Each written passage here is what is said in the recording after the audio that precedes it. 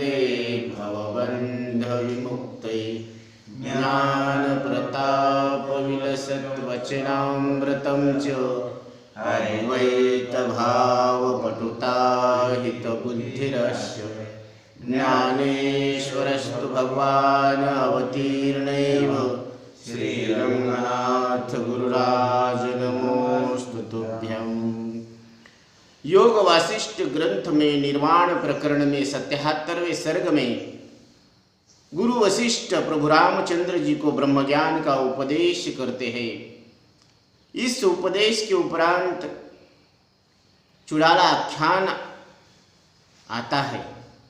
कुंभ और शिखिध्वज का परस्पर सौहार्द, चुड़ाला का राजा से आज्ञा लेकर अपने नगर में आना और उदास मन होकर पुनः राजा के पास लौटना, राजा के द्वारा उदासी का कारण पूछने पर चुड़ाला द्वारा दुर्वासा के शाप का कथन और चुड़ाला का दिन में कुंभक रूप से और रात में स्त्री रूप से राजा शिखिध्वज के साथ विचरण।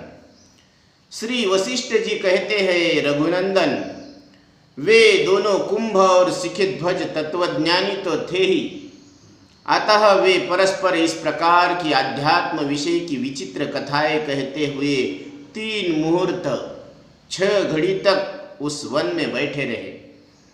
तत्पश्चात वे वहां से उठकर किसी दूसरे शिखर पर जाकर वहां के सरोवर तथा आनंददायक वन में विचरण करने लगे।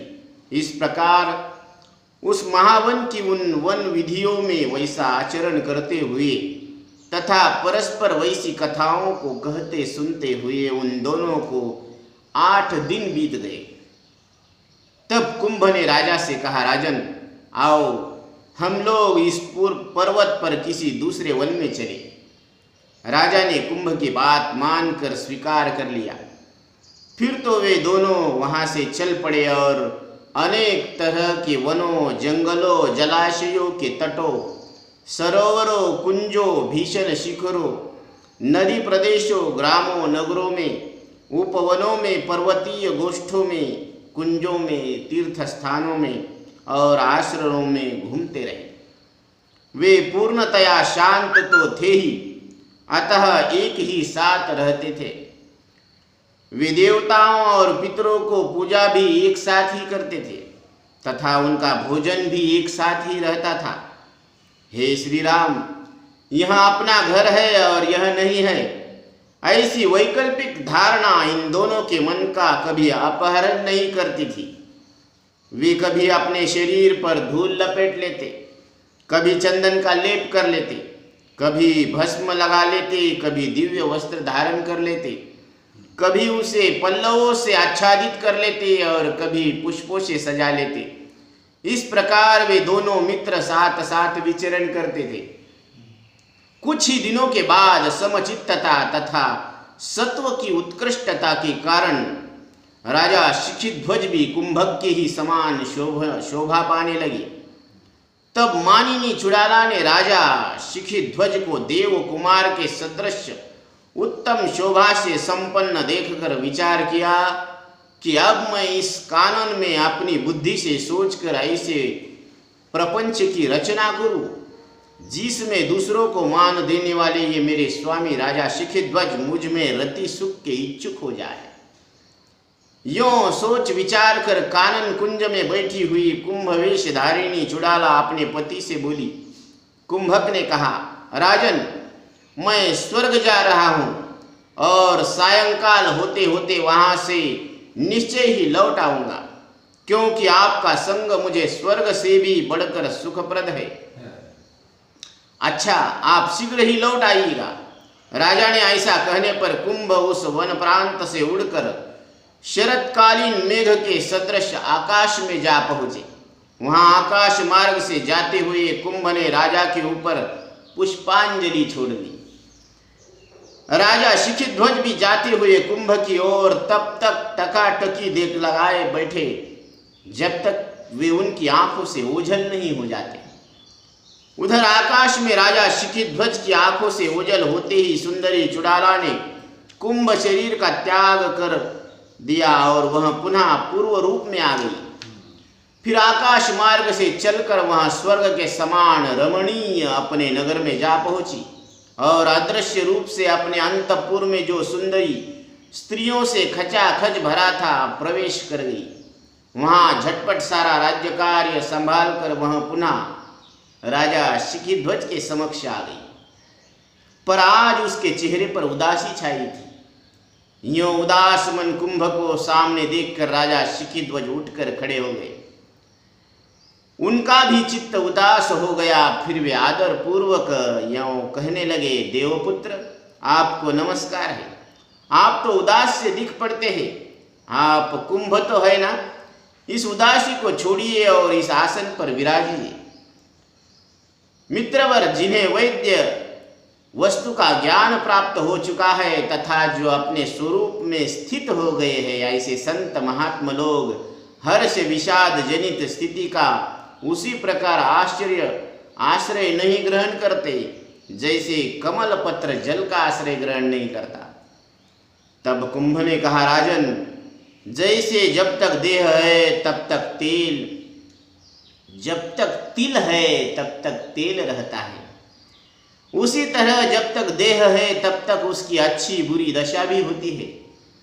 परंतु योग से चित्त की जो समता होती है वही देह की अच्छी बुरी दशाओं द्वारा प्राप्त दुख से रहित होना है। तत्वज्ञानी लोग जो जब तक प्राप्त हुए अंतिम देह का पतन नहीं हो जाता, बुद्धि आदि की समता तथा हाथ पैर आदि के संचालन से तब तक ईश्वरीय विधान के अनुसार समय बिताते रहते हैं। शिखिध्वज बोले, हे महाभाग, आप तो तत्वज्ञानियों में श्रेष्ठ है। देवता होते हुए भी आपको ऐसी उदासी किस कारण से प्राप्त हुई, यह बतलाने की कृपा कीजिए। तब कुंभ ने कहा, हे भद्र, जब मैं यहाँ से चला तब आपको पुष्पांजलि समर्पित करके आकाश को लांघता हुआ स्वर्ग में जा पहुंचा। वहां पिताजी के साथ महेंद्र के सभा भवन में क्रमानुसार बैठा था। जब सभा विसर्जन का समय आया और पिताजी ने मुझे जाने की आज्ञा दी, तब मैं उठकर यहाँ आने के लिए स्वर्ग से चल पड़ा तथा नभोमंडल में आ पहुंचा।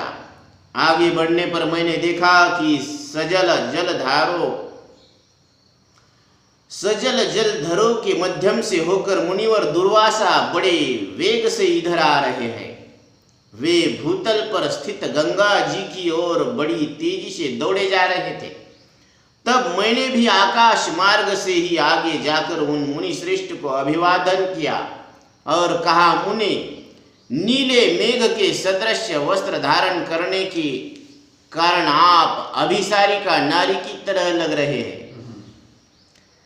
दूसरों को मान देने वाले महाराज, यह सुनकर दुर्वासा ने मुझे शाप देते हुए बोले, जाओ, इस दुर्वचन के कारण आज से तुम प्रत्येक रात्रि में स्तन और केश आदि स्त्री चिन्हों से युक्त होकर हाव भाव आदि विलासों वाली कमनिया रमणी के रूप में बदल जाया करोगे। वृद्ध ब्राह्मण दुर्वासा के मुख से निकले हुए इस अशुभ वचनों को सुनकर जब तक मैं कुछ थोड़ा विचार करने लगा तब तक वे मुनि अंतर्धान हो गए। इसी कारण से मेरा मन उदास हो गया है। इसी कारण से और मैं सीधी आकाश तल से यहाँ चला आया हूँ। हे सज्जन शिरोमणि, इस प्रकार मैंने अपना सारा वृत्तांत आपको सुना दिया। अब मैं रात्रि में स्त्री हो जाऊंगा। भला रात्रि में मैं स्त्रीत्व का निर्वाह कैसे कर सकूंगा? अहो, संसार में होनहार की बड़ी विलक्षण गति है। हाय, रात में जब मेरा स्त्री रूप हो जाएगा, उस समय मैं लज्जा परवश होकर गुरुजनों, देवताओं और ब्राह्मणों के सामने निर्बाध रूप से कैसे रह सकूंगा? शिखिध्वज बोले, देवपुत्र, जगत में जो कुछ भी दुख अथवा सुख प्राप्त होते हैं वे सभी प्रारब्धानुसार शरीर के लिए ही होते हैं। उनमें से किसी का भी आत्मा पर प्रभाव नहीं पड़ता। हे मुने, आप तो शास्त्र की भूषण की तरह धारण करने वाले हैं, इसीलिए किसी भी कार्य फल के विषय में विचार करना आपके लिए उचित नहीं है। फिर यदि आप जैसे विवेकी पुरुष भी यूं विचार करने लगेंगे तो अन्य अविवेकी जनों के खेद नाश का क्या उपाय होगा। मैं तो ऐसा समझता हूं कि खेद का विषय उपस्थित होने पर कुछ खेदोचित वचन कहना चाहिए। इसी अभिप्राय से आपने ऐसा कहा है। श्री वशिष्ठ जी कहते हैं, हे राघव, तदनंतर जब चंद्रोदय का समय आया तब उन दोनों मित्रों ने उठकर संध्या वंदन किया और फिर जप कर्म समाप्त करके वे लताओं के एक समूह में जा बैठे। वहां जब कुंभ धीरे धीरे स्त्री रूप में परिवर्तित होने लगे तब वे सामने बैठे हुए राजा शिखिध्वज से गदगद वाणी में बोले, राजन, मैं तो ऐसा समझता हूं कि आपके सामने मैं लज्जा के साथ ही साथ स्त्री भाव को प्राप्त होता जा रहा हूं। 2 घड़ी तक विचार करने के पश्चात राजा शिखिध्वज इस प्रकार कहने लगे, अहो दुख की बात है, ये कुंभ मुनि जो महान सत्व संपन्न थे वे ही अब सुंदरी स्त्री बन गए। हे साधु शिरोमणे, आप तो तत्वज्ञानी हैं, देव की गति भी आपसे छिपी नहीं है, अतः इस अवश्यंभावी घटना के विषय में विचार मत कीजिए। ये जो अवश्यंभाविनी सुख दुखात्मक दशाएं हैं सभी तत्वज्ञानियों के लिए केवल शरीर पर ही प्रभाव डाल पाती है, उनके अंतकरण पर नहीं, परंतु ये ही अविवेकियों के केवल शरीर पर ही नहीं अंतकरण तक पहुंच जाती है। कुंभ ने कहा, राजन, ठीक है, ऐसा ही हो। अब मैं रात्रि के समय अपने स्त्री भाव को स्वीकार कर लेता हूं और इसलिए चिंता भी नहीं करूंगा। भला दैव का उल्लंघन कौन कर सकता है। तदनंतर जब प्रातःकाल हुआ तब कुंभ ने उस युवती स्त्री के स्वरूप का परित्याग कर दिया और अपना वही कुंभ रूप धारण कर लिया। इस प्रकार वह राजा रानी सुंदरी चुड़ाला अपने पति के पास पहले कुंभ रूप से उपस्थित हुई, तत्पश्चात स्त्री रूप धारण करके आई। वह रात्रि में कुमारी धर्म से युक्त होकर और दिन में कुंभ रूप धारण करके अपने मित्र एवं स्वामी शिखिध्वज के साथ वन प्रांतों में विचरण करती थी। योग बल से उसका गमनागमन कहीं रुकता नहीं था। इस प्रकार वह नारी चुड़ाला पुष्पमालाओं एवं हारों से विभूषित होकर अपने मित्र एवं प्रियतम पति के साथ कैलाश, मंदर, महेंद्र, सुमेरु और सह्याद्री गिरी के शिखरों पर स्वेच्छानुकूल विचरण करती रही। महेंद्र पर्वत पर अग्नि के साक्ष्य में मदनिका चुड़ाला और शिखिध्वज का विवाह। एक सुंदर कंदरा में पुष्पशैया पर दोनों का समागम। शिखिध्वज की परीक्षा के लिए चुड़ाला द्वारा माया के बल से इंद्र का प्रागट्य, इंद्र का राजा से स्वर्ग चलने का अनुरोध और राजा के अस्वीकार करने पर परिवार सहित इंद्र का अंतर्धान होना। श्री वशिष्ठ जी कहते हैं, हे श्री राम, तदनंतर कुछ ही दिनों के बाद कुंभ रूप धारिणी सती चुड़ाला अपने स्वामी राजा शिखिध्वज से इस प्रकार बोली, हे कमल पत्र सदृश नेत्रों वाले महाराज, मेरी यह बात सुनिए। मैं प्रतिदिन रात्रि के समय स्त्री बनकर रहता हूँ, इसलिए मैं अपने इस प्रकार के स्त्री धर्म को सफल बनाना चाहता हूँ।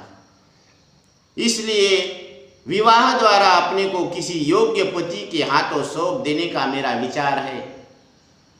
इस विषय में त्रिलोकी में केवल आप ही मुझे पति रूप से पसंद आ रहे हैं, अतः विवाह विधि से आप सर्वदा रात्रि के समय पत्नी रूप से मुझे स्वीकार कीजिए। राजन, चारों ओर से सारी वस्तुओं से इच्छा अनिच्छा तथा तज्जनित फल का त्याग करके हम लोग इच्छा अनिच्छा से रहित हो गए हैं, अतः इस अभिष्ट कार्यों को आप अवश्य संपन्न करें। तब शिखिध्वज बोले, हे सखे, इस विवाह कार्य करने से मुझे शुभ अथवा अशुभ किसी प्रकार के फल की संभावना नहीं दिख रही है, अतः आपको जैसा रुचे वैसा ही कीजिए। कुंभ ने कहा, हे महिपाल, यदि ऐसी बात है तो आज यह श्रवण मास की पूर्णिमा है। अतः आज ही शुभ लग्न है, क्योंकि कल ही मैंने विवाह संबंधी सारी गणना कर ली थी। हे महाबाहो, आज रात में संपूर्ण कलाओं से परिपूर्ण निर्मल चंद्रमा के उदय होने पर हम दोनों का विवाह होगा। हे राजन, उठिए और हम दोनों वन के भीतर से अपने विवाह के लिए चंदन और पुष्प आदि सामग्री एकत्रित करते हैं। यूं कहकर कुंभ उठे और राजा शिखिध्वज के साथ साथ पुष्पों को चुनने तथा सामग्रियों का संचय करने में जुट गए। इस प्रकार एक सुंदर गुफा में सारे विवाह सामग्री जुटाकर वे दोनों प्रेमी मित्र मंदाकिनी नदी में स्नान करने के लिए गए। वहां नहा धोकर उन लोगों ने देवताओं, पितरों और ऋषियों का पूजन किया, क्योंकि जैसे उन्हें क्रिया जनित फल की इच्छा नहीं थी, उसी प्रकार शास्त्र विहित क्रिया का त्याग भी उन्हें पसंद नहीं था। तदनंतर कल्प वृक्ष के उज्जवल वर्ण के वल्कल वस्त्र पहनकर तथा फल खाकर वे दोनों क्रमशः विवाह स्थान में आए। फिर सूर्यास्त होने पर उन्होंने संध्या वंदन की विधि पूरी की और मंत्र जप तथा अघमर्षण आदि भी किया। इतने में ही कुंभ स्त्री रूप में परिणत हो गए। तब वे सोचने लगे कि यह वधू तो मैं बन गया, अब मुझे अपना शरीर वर को दे देना चाहिए, क्योंकि समयोचित कृत्य का पालन अवश्य करना चाहिए। यह मैं वधू हूँ और आप मेरे मनोनीत वर सामने उपस्थित है। यह आपके परिणय का समय है, अतः आइए और मुझे ग्रहण कीजिए। यूं विचार कर वह वर के समीप, जो सामने वन वेदी के निकट स्थित तथा उगते हुए सूर्य के समान तेजस्वी थे, गई और यूं बोली, हे मानद, मैं आपकी भार्या हूँ, मेरा नाम मदनिका है। मैं आपके चरणों में यह स्नेहपूर्वक प्रणाम करती हूँ। हे नाथ, अब आप शास्त्रोक्त विधि के अनुसार अग्नि प्रज्वलित करके मेरा पानी ग्रहण कीजिए। श्री वशिष्ठ जी कहते हैं, हे रघुनंदन, तदनंतर उन दोनों ने वेदी के समीप खड़े हुए खंभों के फूल से लदी हुई लताओं को सजाया। फिर उस वेदी के मध्य भाग में अग्नि की स्थापना करके उसे चंदन की लकड़ियों से प्रज्वलित किया। जब लपटें निकलने लगी तब दक्षिण क्रम से उस अग्नि की प्रदक्षिणा की। तत्पश्चात उस अग्नि के सामने पल्लव के आसन पर वे पूर्वाभिमुख हो दोनों उदासीन आसन हो गए, मानो बैठ गए। उस समय उन दोनों वर वधू की अद्भुत शोभा हो रही थी। फिर शिखिध्वज ने उठकर स्वयं ही उस कांता मदनिका का पाणी ग्रहण किया। उस समय उस वन में उन दोनों की परस्पर शिव पार्वती के समान शोभा हो रही थी। फिर उस मंगल स्वरूप दंपति ने उस अग्नि की प्रदक्षिणा की। उन दोनों ने परस्पर एक दूसरे को अपना हृदय, जो प्रेम के लिए लोलुप तथा सर्वोत्तम ज्ञान से पूर्ण था, समर्पित कर दिया। उन्होंने अग्नि की 3 बार प्रदक्षिणा की और उसमें लाजा होम किया। इस प्रकार समान रूप से संतुष्ट हुए वर वधू ने एक दूसरे द्वारा पकड़े गए अपने हाथ को छुड़ा लिया। तदनंतर उन दोनों प्रेमियों ने वहां से उठकर एक सुंदर कंदरा में, जिसका उन्होंने पहले से ही स्वयं निर्माण कर रखा था और जिसमें चमकीले दीपक जल रहे थे, प्रवेश किया तथा वे दोनों पुष्पशैया पर बैठ गए। फिर तो परस्पर प्रेम भरे तरह तरह के मनोहर वाग्विलास में से, समयोचित आलिंगन आदि कृत्यों से, प्रेम युक्त व्यवहारों से तथा नए नए सुखभोग से ठस उस उत्तम दंपति की वह लंबी रात एक मुहूर्त के समान बीत गई। रघुकुल भूषण राम, इस प्रकार वे दोनों कुंभ और शिखिध्वज उस महेंद्र चल की गुफा में स्वयं विवाहित होकर देवतुल्य परम प्रेमी दंपति बन गए। दिन में तो वे परम प्रेमी मित्र बन जाते थे और रात में प्रिय पति पत्नी हो जाते थे। प्रभा और दीपक की तरह वे परस्पर घुले मिले रहते थे, अलग तो कभी होते ही नहीं थे। इस प्रकार जब धीरे धीरे कुछ मास व्यतीत हो गए, तब देवपुत्र का स्वरूप धारण करने वाली चुड़ाला ने विचार किया कि अब मैं नाना प्रकार की उत्तम उत्तम उपभोगों द्वारा राजा शिखिध्वज की परीक्षा करूंगी। जिससे इनका चित्त कभी भी भोगों में अनुरक्त नहीं होगा। ऐसा सोचकर चुड़ाला ने अपनी माया के बल से उस वनस्थली में देवगणों तथा अप्सराओं के साथ पधारे हुए इंद्र को दिखलाया। परिवार सहित इंद्र को अपने निकट आया हुआ देखकर वनवासी और शिखिध्वज उनकी विधिवत पूजा करने पूछने लगे। शिखिध्वज बोले, देवराज, आपने इतनी दूर से यहाँ आने का कष्ट क्यों उठाया? आप जिस प्रयोजन से यहाँ पधारे हैं उसे बतलाने की कृपा कीजिए। इंद्र ने कहा, राजन, आपके गुणाधिक्य रूपी सूत्र ने हमारे हृदय को बांध रखा है, जिससे खींचकर हम आकाश से यहाँ आ गए हैं। महाराज, अब उठिए और स्वर्ग चढ़िए, क्योंकि वहाँ युद्ध देवता तथा देवांगनाएं आपके गुणों के सुनकर विस्मय मंत्रमुग्ध हो गए हैं और वे सब के सब आपके शुभागमन की प्रतीक्षा में बैठे हैं। इसलिए आप पादुका, गुटिका, खड्ग और पारद आदि रसों को भी लेकर सिद्ध मार्ग से स्वर्गलोक में चलना स्वीकार कीजिए। हे राजर्षि, आप जीवन मुक्त तो है, अतः देवताओं को देवलोक में पधार कर आप अनेक प्रकार के भोगों का उपभोग करें। इसी कारण मैं आपके पास आया हूँ। हे साधो, आपके समान जो संत महात्मा है वे न तो प्राप्त हुई लक्ष्मी का तिरस्कार द्वारा अपमान करते हैं और न अप्राप्त की कामना ही करते हैं। हे महात्मन, जैसे भगवान नारायण के शुभागमन से त्रिलोकी पवित्र हो जाती है, वैसे ही आप बिना किसी विघ्न बाधा के स्वर्ग पधारे और वहां सुखपूर्वक विहार करें, जिससे वहां स्वर्ग पवित्र हो जाए। शिखिध्वज बोले, देवेंद्र, मैं तो सभी देशों को स्वर्ग सा ही मानता हूँ, क्योंकि मैं जिस परमात्मा को स्वर्ग मानता हूँ उसकी सत्ता सदा सर्वत्र वर्तमान है। अतः मेरे लिए कहीं पर भी एक देशी स्वर्ग नहीं है। हे प्रभो, मैं सभी जगह संतुष्ट रहता हूँ और सभी स्थानों में विचरण करता हूँ। मेरे मन में किसी प्रकार की इच्छा तो है ही नहीं, अतः मैं सर्वत्र आनंद से परिपूर्ण रहता हूँ। हे इंद्र, इन्हीं सब कारणों से एक स्थान में स्थित रहने वाले किसी ऐसे एक देशी स्वर्ग में जाने की तो मैं इच्छा ही नहीं करता, इसलिए मैं आपकी आज्ञा का पालन नहीं कर सकूंगा। इंद्र ने कहा, हे साधु शिरोमणे, जिन्हें ज्ञातव्य वस्तु का ज्ञान प्राप्त हो गया है तथा जिनकी बुद्धि परिपूर्ण हो गई है, उनके लिए भोगों का उपभोग करना और न करना बराबर है। अतः आपके लिए भोग का सेवन करना उचित है। देवराज इंद्र ने यो कहने पर भी जब राजा मौन रहे, तब इंद्र ने पुनः कहा, राजन, जब आपकी ऐसी ही धारणा है तब मैं ही यहाँ से चला जाता हूँ। यों कहकर राजन आपका कल्याण हो, यह आशीर्वाद देते हुए इंद्र वहीं अंतर्धान हो गए। देवराज के अदृश्य होते ही उनके साथ का देव समूह भी क्षण भर में अदृश्य हो गया।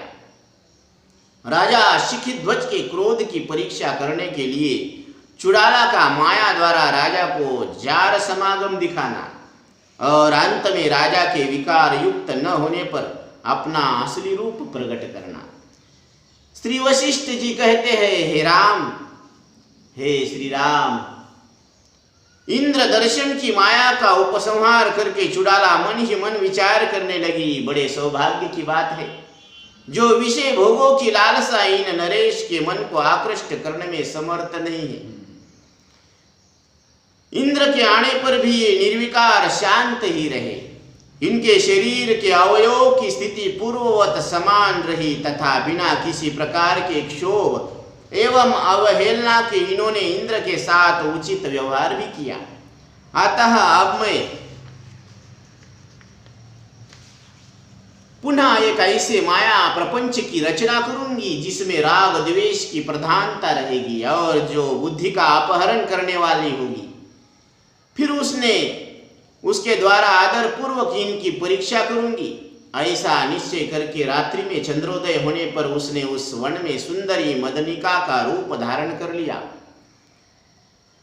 उस समय जब राजा शिखिध्वज नदी के तट पर संध्या वंदन तथा जप कर्म में तत्पर होकर ध्यानस्थ थे और शीतल मंद सुगंध वायु बह रही थी, तब मदनिका काम मद से विवल हुई सी संतान वृक्षों के एक लता कुंज में प्रविष्ट हुई।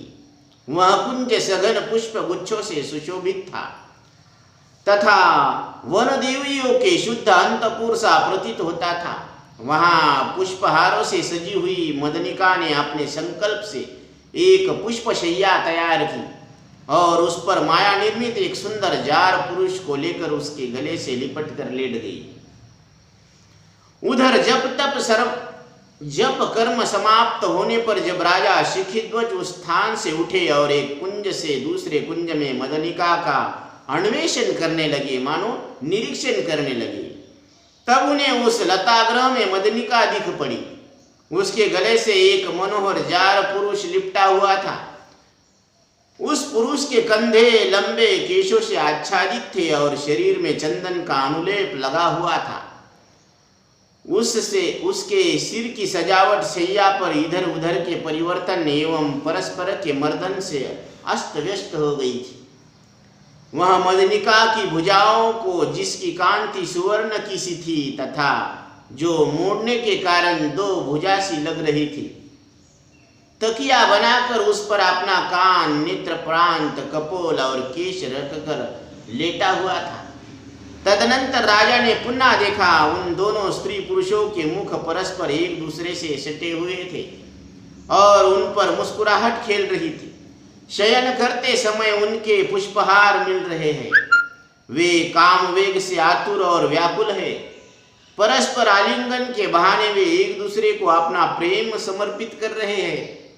वे एक दूसरे के सन्मुख समान आनंद परिपूर्ण तथा प्रबल काम मद से भरपूर हो गए हैं।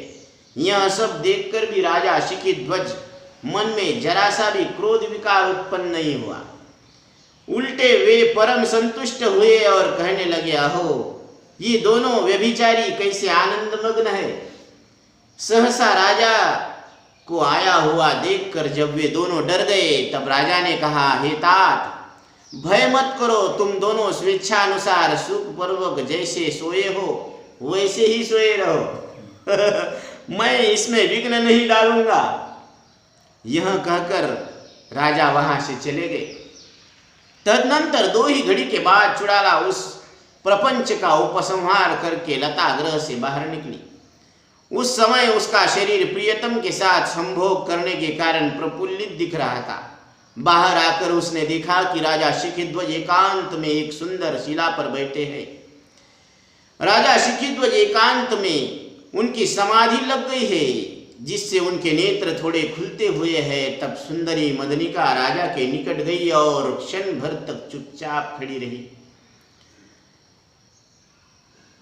उस समय लज्जा के कारण उसका मुख नीचे झुक गया था और उसकी कांति मलिन हो गई थी।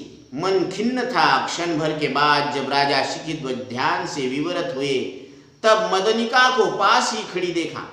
उसे देखकर उनकी बुद्धि में जरा सा भी क्षोभ नहीं हुआ।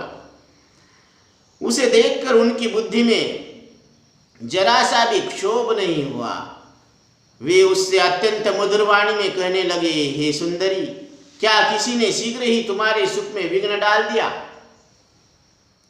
तुमने सुख का उपभोग तो किया है ना। इसमें लज्जित होने की क्या बात है, क्योंकि संसार में जितने प्राणी हैं वे सभी सुख के लिए ही तो प्रयत्न करते हैं। अतः तुम जाओ और पुनः अपनी प्रणय गर्भित चेष्टाओं से अपने उस प्रियतम को संतुष्ट करो। मानिनी, तुम्हारे इस कार्य से मेरे मन में किसी प्रकार की उद्विग्नता नहीं है। यहाँ मेरे और कुंभ में तो राग का लेश मात्र भी नहीं रह गया है। अंततः हम दोनों तो वितराग हो चुके हैं। तुम तो हम लोगों से भिन्न एक तीसरी नारी हो, जो महर्षि दुर्वासा के शाप से उत्पन्न हुई हो। अतः तुम्हारी जैसी इच्छा हो वैसा ही करो। तब मदनिका बोली, हे महाभाग, आपका कथन बिल्कुल सत्य है, परंतु मैं क्या करूं, स्त्रियों का स्वभाव ही बड़ा चंचल होता है। उनमें पुरुषों की अपेक्षा काम का वेग भी 8 गुना बढ़ाया जाता है। अतः आप मुझ पर क्रोध न करें हे महाराज। जब आप संध्या वंदन तथा जप कर्म में रत हो गए तब रात्रि के समय इस गहन कानन में उस कामी पुरुष ने मुझे पकड़ लिया। उस समय मैं दीन आबला कर ही क्या सकती थी। हे राजन, स्त्रियों का ऐसा स्वभाव होता है कि वे अपने काम विवेक को रोक नहीं सकती। अतः हे प्राणनाथ, एक तो मैं आबला नारी, दूसरे नवयुवती और मूढ़ हूँ। इसी कारण मुझसे यह महान अपराध हो गया। अब आप मुझे क्षमा करें, क्योंकि क्षमा करना साधु पुरुषों का स्वभाव ही होता है। शिखिध्वज ने कहा, बाले, तुम्हारे इस कृत्य से मेरे अंतकरण में क्रोध तो तनिक सा भी नहीं है, परंतु मैं अब तुम्हें अपनी वधू के रूप में केवल इस कारण से स्वीकार करना नहीं चाहता कि साधु पुरुष इस कर्म की थोर निंदा करेंगे। इसलिए अंग ने अब हम दोनों पहले की तरह मित्र भाव से वितराग होकर वन प्रांत में नित्य साथ साथ ही सुख पूर्वक विचरण करेंगे। श्री वशिष्ठ जी कहते हैं, हे रघुनंदन, इस प्रकार जब राजा शिखिध्वज समत्व भाव में स्थित हो गए तब उन्हें राग द्वेष की भावनाओं से निर्मुक्त देखकर चुड़ाला का मन प्रसन्न हो गया और वह मन ही मन विचार करने लगी, अहो ये राजा शिखिध्वज आप सर्वोत्कृष्ट समता को प्राप्त हो गए हैं। राग से शून्य हो जाने के कारण अब इनमें क्रोध का लेश मात्र भी अवशिष्ट नहीं है। अब ये सचमुच जीवन मुक्त हो चुके हैं। तभी तो जिन्हें स्वयं इंद्र प्रदान कर रहे थे वे उत्तमोत्तम भोग इनको विचलित नहीं कर रहे थे तथा बड़ी बड़ी सिद्धियां, सुख दुख, आपत्ति और संपत्ति में भी इन्हें अपनी और उत्कृष्ट करने में समर्थ न हो सकी। एक जीवन मुक्त में जितनी निर्दोष महान सिद्धियां बताई जाती है वे सब की सब इस समय अकेले इन्हीं का आश्रय ले रही है। अतः ये दूसरे नारायण की तरह जान पड़ते हैं। इसलिए अब मैं इस कुंभ रूप का परित्याग करके चुड़ाला ही बन जाऊंगी और इन्हें अपने सारे वृत्तांत का स्मरण दिलाऊंगी। यूं विचार कर चुड़ाला ने तुरंत ही मदनिका के शरीर को छोड़कर वहीं अपने को चुड़ाला के रूप में प्रकट कर दिया। उस समय ऐसा जान पड़ता था मानो चुड़ाला मदनिका के उसी शरीर से निकली। तत्पश्चात वह योग धारणा से युक्त होकर राजा के सामने सुशोभित हुई। राजा ने प्रेम पर वशता के कारण निर्दोष अंगों वाली उस कमनिया मदनिका को ही अपनी प्रियतमा भार्या चुड़ाला के रूप में स्थित देखा। उस समय चुड़ाला भूमि तल से प्रकट हुई लक्ष्मी सीता के समान सुशोभित हो रही थी तथा रत्न मंजुषा में निकली हुई रत्न प्रभा की भांति उद्दीप्त हो रही थी। इस रूप में राजा शिखिध्वज ने अपने प्राण प्रिया को सामने उपस्थित देखा। यहाँ तक इस विषय का कथन आया है। कुंडलिका वरदे हरि विठ्ठल श्री ज्ञानदेव